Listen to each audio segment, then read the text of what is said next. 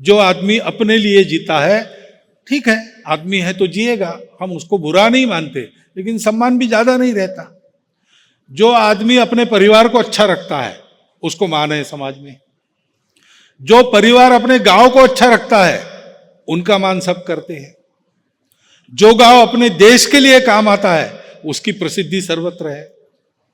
और ऐसे लोग जो विश्वरूप हो गए कॉन्शियसनेस के स्तर पर, जिनकी संवेदना सारे विश्व के प्रति है, उनको तो बड़े बड़े सत्तापति धनपति साष्टांग नमस्कार करते हैं। वो एक लंगोटी लगाकर भी आते हैं, उनको साष्टांग नमस्कार सारी दुनिया करती है। कितना पैसा कमाया उसका हमारे यहां मान नहीं है, कितना पैसा बांट दिया, दान दिया, उसका महत्व है। राज्य कितने साल किया उसका महत्व नहीं है, राज्य से कितने लोगों का भला किया, और प्रसंग आया तो राज्य छोड़ दिया कि नहीं, प्रभु रामचंद्र जैसे, इसकी महत्ता है। त्याग की महत्ता है। और त्याग अहंकार के लिए नहीं है, त्याग इसलिए है कि सब मेरे अपने हैं। मेरे अपने ये सत्य धर्म की नींव है। उस सत्य के कारण संवेदना उत्पन्न होती है, करुणा उत्पन्न होती है। ये तब होता है जब अपने जीवन में पूर्ण शुचिता रहती है, अंतर्बाह्य शुचिता।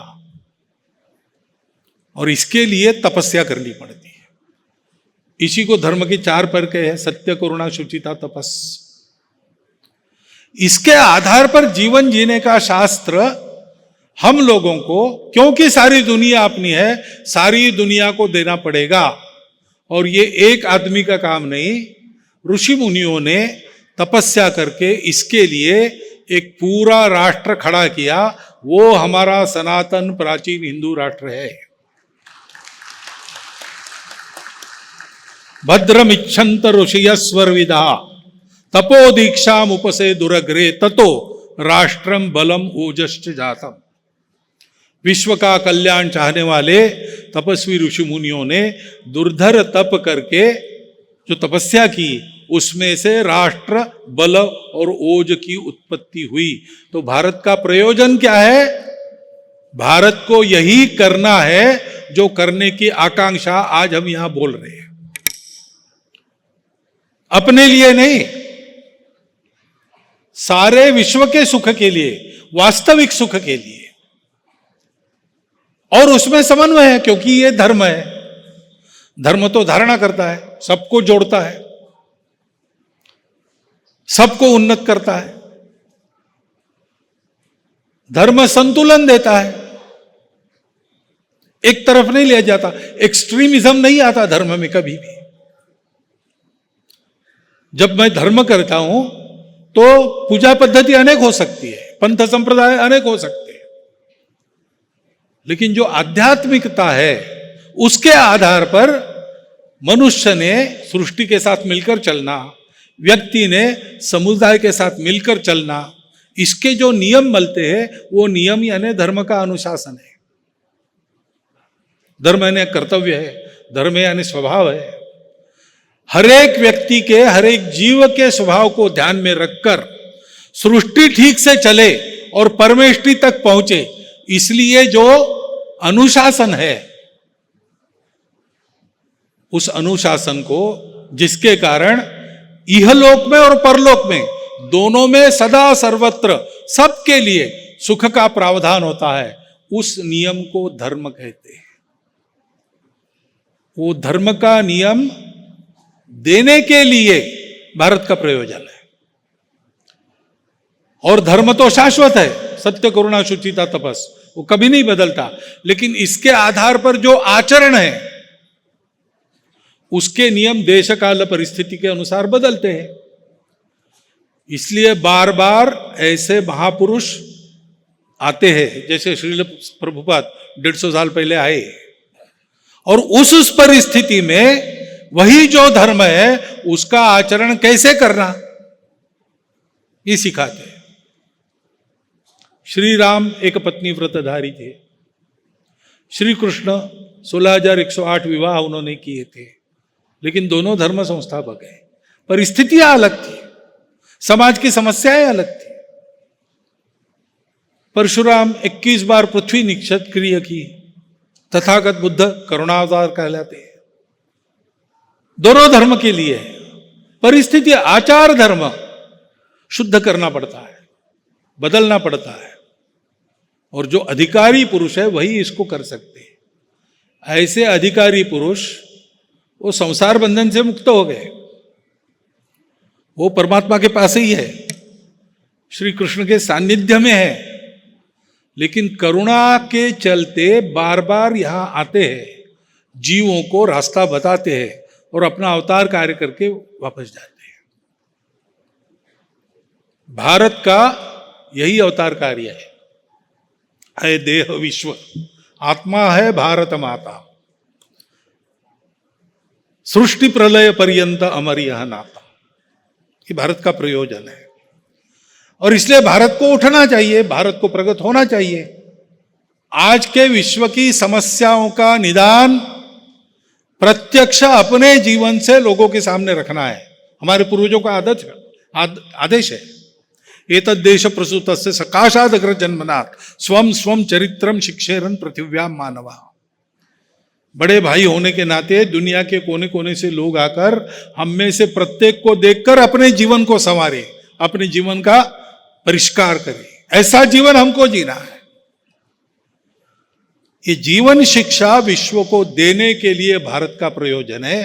तो भारत का उत्थान हमारे संतों की कल्पनाओं में क्या है, श्रील प्रभुपाद की कल्पना में क्या है, श्री कृष्ण चैतन्य जी ने किस प्रकार के विश्व की कल्पना करके रास्ता दिखाया है। तो पहली बात साफ है, वो विश्व जड़वादी भोगवादी नहीं है। आध्यात्मिकता के आधार पर बाकी सब जीवन की रचना होती है। आध्यात्म नाम की चीज है, भगवान नाम की चीज है, ऐसा आभास बाकी देशों को भी कालांतर में हुआ, क्योंकि कभी ना कभी भौतिक सुख की उबाहट तो आती है।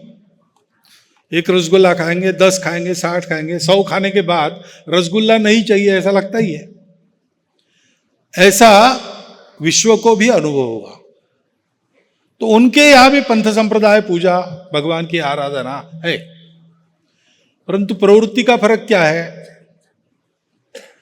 भौतिक सुख के लिए इन सब का उपयोग है। हमारे यहां सब कुछ करना है आध्यात्मिक सुख के लिए। गृहस्थ भी आध्यात्मिक सुख के लिए, सन्यास भी आध्यात्मिक सुख के लिए, और केवल अपने लिए नहीं, सबके लिए। ये प्रवृत्ति हमारी बनी है, इसलिए हमको दुनिया को ये ज्ञान देना है, क्योंकि ये ज्ञान तारक है। आज समझ में नहीं आता लोगों को कि पर्यावरण को ठीक कैसे रखें। अगर विकास करना है तो पेड़ तो कटेंगे ना भाई, इंडस्ट्री आएगी, बड़ी इंडस्ट्री आएगी, सस्ती पड़ती है कारपोरेट इंडस्ट्री वगैरह वगैरह। लेकिन धर्म एक संतुलन है। मनुष्य दुनिया का सबसे प्रगत प्राणी अगर है तो उसका ये दायित्व बनता है कि वो दुनिया को ठीक रखे। जितना बुद्धिमान है, जितना विचारवान है, उतना समझदार बनकर चले। तो कैसे हुआ? शिबी राणा के दरबार में एक कबूतर उड़ते उड़ते आया, उसके पीछे बाज लगा था, वो डर गया था। राजा के पास आके उसके पल्लू में छिप गया। राजा ने उसको छिपा लिया। उसके समझ में आ गया कि कोई इसके पीछे लगा है, शिकारी पक्षी। थोड़ी देर में बाज आया और उसने कहा, एक कबूतर इधर आया, वो कहाँ है, उसको मुझे खाना है।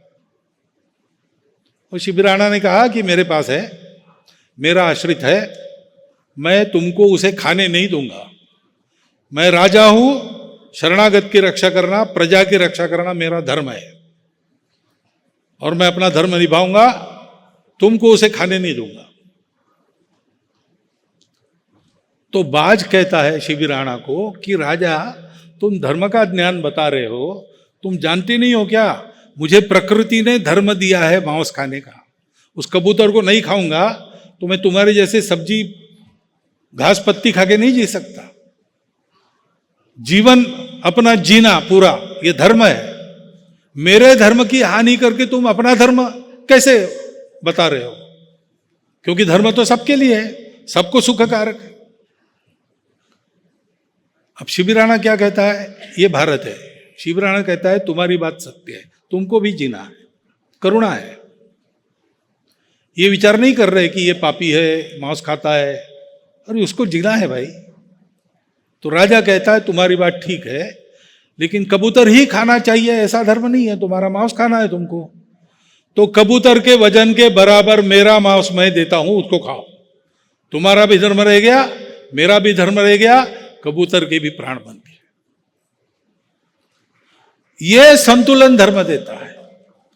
हमारे जीवन में परंपरा से धर्म है। हमारे यहां अपने बनाए हुए गाय के गोबर गोमूत्र से, नीम की पत्ती से, बबूल के पेड़ से, पेस्टिसाइड्स, इंसेक्टिसाइड्स है, अपनी परंपरा में बनते आए। आजकल जो केमिकल पेस्टिसाइड वगैरह आते हैं, वो जो कीटाणु है उनका पूरा नाश कर देते, समाप्त ही कर देते। ये हमारे जो पेस्टिसाइड्स है वो क्या करते हैं? वो पूरा नाश नहीं करते, वो नियंत्रित करते, उपद्रव न हो इतना लिमिट करते। हमारे उन पेस्टिसाइड्स वगैरह की निर्मित करने वाले पूर्वजों ने भी ये सोचा कि जैसे हमको जीना है, उसके लिए खाना खेत में से आना है, उन पौधों को जीना है, वैसे इनको भी जीना है। भगवान ने निर्मित किए है तो उन्हीं की सृष्टि है, तो उसका भी एक अधिकार है। तो हमको उपद्रव न हो इतना बंदोबस्त करें। अभी इंसिडेंटली सुप्रीम कोर्ट का निर्णय आया, कुत्तों को बंद करो। अब क्या होगा पता नहीं, इतने सारे कुत्ते रखने के लिए जगह है नहीं है, लेकिन ये रूल ऑफ लॉ हो गया। लॉ का भी पालन करना है। हमारा सबका जीवन ठीक रहना है तो लॉ का पालन करना ही है, परंतु लॉ के आगे धर्म जाता है। मैं जानवरों का डॉक्टर हूं, इसलिए बोलने का हिम्मत कर रहा हूं। इसका क्या करना है? तो कुत्तों की संख्या को मर्यादित किया जा सकता है बिना मारे उनको। खेती में बैलों का उपयोग करने के पहले उनका जो करते हैं वो कुत्तों का भी हो सकता है। तो 2-3 साल में अपने आप बिना किसी की हानि किए, बिना किसी स्वतंत्रता पर आंच आए, ये समस्या हो सकती। ये धर्म दृष्टि है। धर्म दृष्टि से चलना, कैसे चलना, ये भारतवर्ष बताता है। कितने हजार वर्ष पुरानी खेती है भारतवर्ष की? कम से कम 12,000 वर्ष। 12,000 वर्षों से यहां सर्वत्र खेती हो रही है। आज भी हमारी जमीन उर्वरा है। पश्चिम के लोग अफ्रीका में गए, वहां की जमीन लेके वहां खेती कर दी। 400 साल में जमीन बंजर हो गई।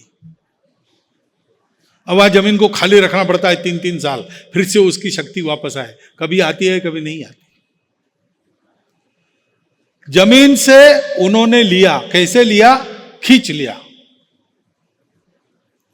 भींच लिया। जमीन के पास कुछ नहीं रखा, उसको कंगाल बना के छोड़ दिया। हमने भी जमीन से लिया, कैसे लिया? जैसे बछड़ा गाय का दूध पीता है वैसे लिया। वहां शोषण होता है, यहां दोहन होता है। ये प्रकृति के प्रति हमारी दृष्टि, इसलिए प्रकृति तो हम प्रकृति को जीतने नहीं जाते। We do not conquer nature, we are part of it. और इसलिए हम कहते हैं कि प्रकृति हमारी माता है, उसने हमको दिया है, तो हमारे लिए नदी भी माता है, गौ भी माता है। सब जगह पवित्रता हम देखते हैं, सब जगह अपनापन देखते हैं। पेड़ पौधों की, पशु पक्षियों की, यहां तक नाग सांप तक की पूजा हम लोग करते हैं, क्योंकि इनका सृष्टि में होना ये केवल हमारे लिए केवल समस्या नहीं है, सृष्टि चक्र चलने में इनका भी योगदान है, इसको हम जानते हैं।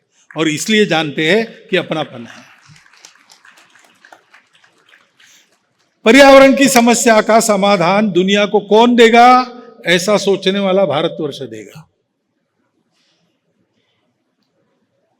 एक दूसरे के प्रति कर्तव्य का बोध, अधिकार की बात बाद में। परिवारों में हमारे यहां अधिकार की बात थोड़ी करते हैं, वहां अधिकारों की बात होती है। बच्चे पे माता पिता को कोर्ट में खड़ा करते हैं, इन्होंने हमको ठीक से नहीं पढ़ाया। हमारे यहां ऐसा नहीं होता है। हमारे यहां पिताजी बीमार है, माताजी बीमार है, इसलिए अच्छी खासी नौकरी छोड़ के लोग घर में आके छोटा मोटा काम कर देते, माता पिता की सेवा करते। क्योंकि अधिकारों का प्रश्न नहीं है भाई, अपना अपना कर्तव्य करो।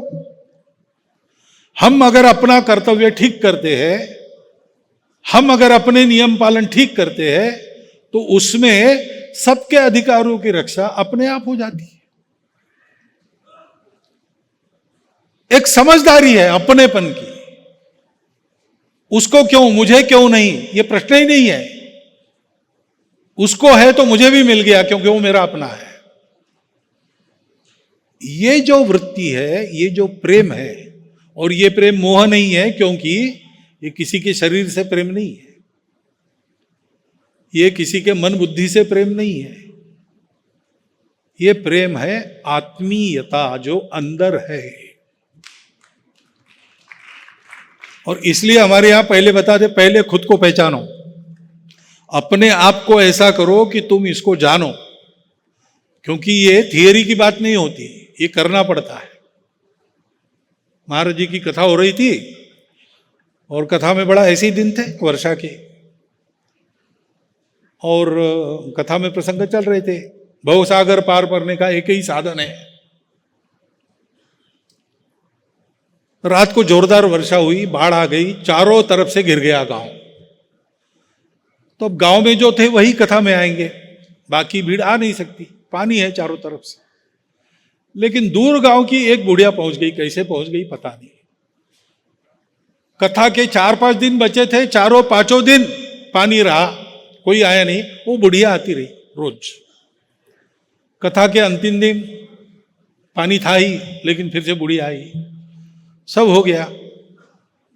फिर कथावाचक को नमस्कार करके सब अपने घर जाने लगे।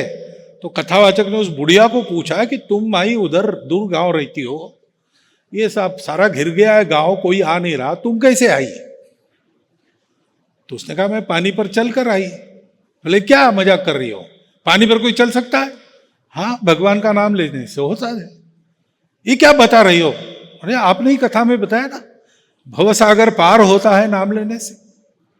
तो मैंने वो उसका ही प्रयोग आपसे ही सुना मैंने, और मुझे आना था कथा में। पानी जगह क्या करे, तो आपने बताया था, तो मैंने नाम लिया, पानी पर चल कर आई। तो बोले ये क्या गप मार रही? नहीं, मैं वापस जाने वाली, ऐसे ही जाऊंगी। गए पीछे पीछे कथावाचक देखने के लिए। उसने किनारे पर आने पर हाथ जोड़े, नाम स्मरण शुरू किया, चलकर चली गई। उस पार जाकर इन्होंने रोका, रोक रुक, मैं भी आता हूं। अब मैं तो ये बता रहा हूं ना, हर बार कितनी कथाएं की मैंने, नाम जप की महिमा बताई, तो तुम कर सकते हो तो मैं भी कर सकता हूं। उन्होंने पैर डाला, बुढ़िया ने रोका, रुको रुको महाराज आप मत आइए। क्यों? तो आपका विश्वास नहीं है? तो क्यों विश्वास नहीं है? मैं तो यही बता। वो ठीक है, लेकिन आने के पहले आपने धोती ऊपर क्यों की? अगर आप तरने वाले, आपके मन में विश्वास नहीं है। ये जीकर दिखाना है, श्रद्धा पूर्वक जीकर दिखाना है, विश्वास पूर्वक जीकर दिखाना है। इसके लिए भारत है, इसके लिए है, तो वो विश्वास लोगों में उत्पन्न करना, ये मूल काम होता है। पहले काम यही होता है, जो सुबह मैंने कहा कि हर बड़े परिवर्तन के पहले एक आध्यात्मिक जागृति होती है। वो आध्यात्मिक जागृति किस लिए? कि उसके आधार पर कैसे जीना। हम वैकुंठ के रहने वाले इसी कारण से यहां पर आए, जो ऋषि मुनियों ने कहा वो आज के समय में सत्य भाव से वर्तन कैसे करना, ये दिखाने के लिए आए हैं। संतों का रास्ता अब जंगल में छुप गया है, उसको साफ करने के लिए आए। ये संतों की प्रतिज्ञा महाराष्ट्र में भक्ति मार्ग के संत गाते हैं। ये काम पहले होना पड़ता है, और इसीलिए क्योंकि एक पूरे राष्ट्र को खड़ा करना है कर्तव्य के लिए, लंबा समय लगता है। जब जब हमारे देश पर विपत्ति आई, महापुरुषों ने इस बात को अपने जीवन से जीवित रखा है, और आगे हम चल रहे। अभी हम जो देख रहे हैं कि भारत दुनिया में बड़ा हो रहा है, होगा, सब बातों में होगा, भौतिक वैभव में, सामरिक वैभव में, सब जगह भारत बड़ा होगा। परंतु केवल उतना होने से काम नहीं चलेगा, उसके साथ भारत को अपने अध्यात्म वैभव को बड़ा करना पड़ेगा। प्रत्येक सामान्य जन का व्यवहार ये आध्यात्मिक आधार पर हो, इसका रास्ता बताना पड़ेगा। और इसका रास्ता बड़े बड़े शास्त्रज्ञ नहीं दे सकते, विद्वान तर्क पंडित नहीं दे सकते। जो स्वयं जानते हैं, जिनका अनुभव है और जो जी रहे हैं, ऐसे लोग ही देते हैं। उन्हीं को हम कहते हैं कि ये सब संत है। ये संतों की मंडली भारतवर्ष में अविरत चलती आई है। ज्ञानेश्वर महाराज हो गए, उन्होंने वरदान मांगा ज्ञानेश्वरी लिखने के बाद कि ऐसे संत वारंवार हमको प्राप्त होते रहे। चला कल्पतरुण से आ रहा, वो जो कल्पतरु के पेड़ है, चेतना चिंतामणि है, अमृतवाणी बोलने वाले हैं, चंद्रमा है लेकिन कलंकित नहीं है, शीतल है, सूर्य है लेकिन ताप देने वाले नहीं है, तेजस्वी है, जो सबके लिए सदा सज्जन है, सबके अपने हैं। ऐसी संत मंडली का नित्य प्रचार प्रसार हमारे देश में चलता रहे, उनका सानिध्य हमको मिलता रहे। ऐसी संत मंडली का काम श्री चैतन्य महाप्रभु ने निर्माण उसका किया है, उसकी एक परंपरा चलाई है। और उस परंपरा के वाहक आज के आप सब लोगों में उपस्थित रहकर मैं अपने आप को बड़ा भाग्यशाली मानता हूं। आपने मुझे यहां बुलाया, अनधिकार ही बोला हूं मैं, लेकिन आपके सामने बोलना है तो कुछ तो ऐसे बोलना पड़ेगा, इसलिए मेरा कर्तव्य मैंने पूरा किया है। ये शुभ अवसर आपने मुझे दिया, इसलिए आप सबका धन्यवाद करता हुआ मैं मेरे 4 शब्द समाप्त